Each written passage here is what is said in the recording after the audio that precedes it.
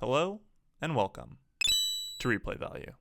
Few shows can effectively produce characters that are as cool as Vash the Stampede. Even fewer choose to almost immediately subvert that character introduction. But only Trigun does so in a way that doesn't feel incongruous with the initial impression, yet leaving the viewer in a state of light confusion as to empower the pilot episode's narrative. That achievement is something worth exploring in greater detail. So let's take a look at Trigun's first episode and how it uses its multifaceted protagonist to produce an emotionally resonant narrative throughline. I think as far as opening scenes go, Trigun's is one of the absolute best, bar none. It reeks of style. Opening on a wasteland and zooming into a saloon with absolutely nothing else around. The music is fitting of such an establishment, but different enough that, in addition to the two suns, tells us that this isn't the Wild West of the 1800s on Earth. The cards being played, the shots of the man in red, and of course the dialogue we hear about Vash the Stampede, a man who leaves a mountain of corpses behind him wherever he goes, all adds to this aesthetic. But as the barkeep goes running and the music turns off, we're left in suspense as we zoom towards the outside and guns get drawn. And well...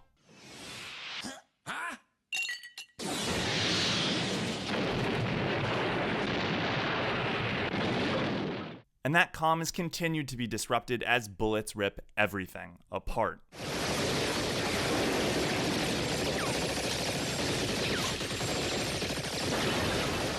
Of course, our man in red is unmoved, protected by the saloon sign and rising to greet his attackers with absolutely no fear. The giant man with a metal arm smiles, and our man in red solemnly pulls his gun, shots fire, and we cut to the title.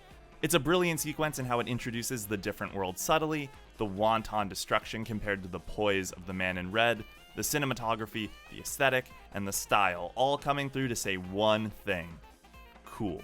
We immediately follow that up by a cut to Dankentown, the place where the two gentlemen said that Vash the Stampede left a mountain of bodies and completely destroyed. But the dialogue we hear between the sheriff and a bounty hunter tells us that the rumors aren't entirely true. Sure, half the town was destroyed by the humanoid typhoon, but no one died.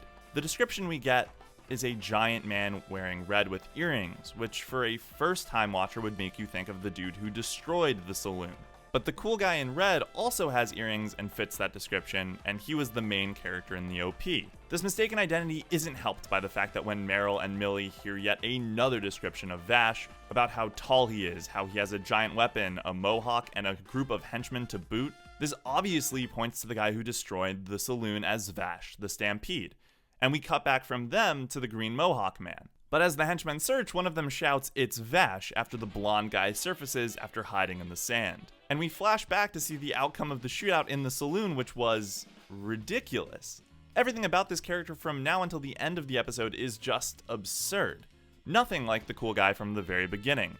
The exaggerated faces, the running away, nothing about this man seems like he could possibly be the humanoid typhoon. Meryl, Millie, and the bounty hunter all continue to add to this growing confusion, calling the green mohawk man Vash, and of course he responds to the bounty hunter just to add to it. This, in combination with the mismatched rumors and the absurdity of our red cloak character, all ask the question of who is really Vash, which is just amped up to the next level when Green Mohawk calls the bounty hunter Vash after seeing his red cloak. So frankly, if you're a first-time watcher and you're going through this with no insights as to the characters or the overall plot, you're going to be wicked confused by this point, which is the idea, because that puts you in the same emotional place as 4 of the 5 characters introduced at this point who have effectively no idea what's going on or what's real. This misunderstanding gives you a reason to continue watching that's the same as Meryl and Millie's reason for being there, to figure out which of these characters is Vash the Stampede.